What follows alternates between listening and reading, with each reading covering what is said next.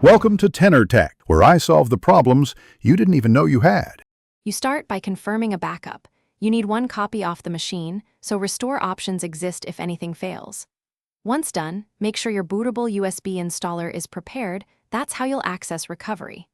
Next, record system ID and the disk layout so you know where the missing system belonged. This prevents accidental overwrites. Follow these immediate steps now.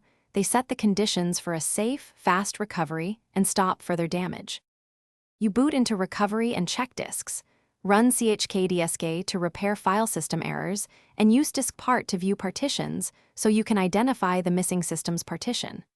Once identified, mount or assign a letter to that partition, then either run a system image restore or manually copy / Windows, program files, and users where needed.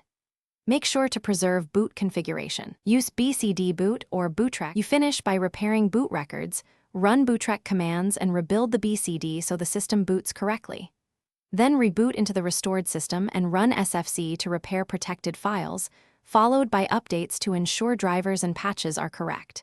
If it boots but behaves oddly, check logs and repeat disk checks. If it won't boot after all steps, don't panic. Verify your backups, try restoring a different image, and as a last resort, perform a clean install to get a working system.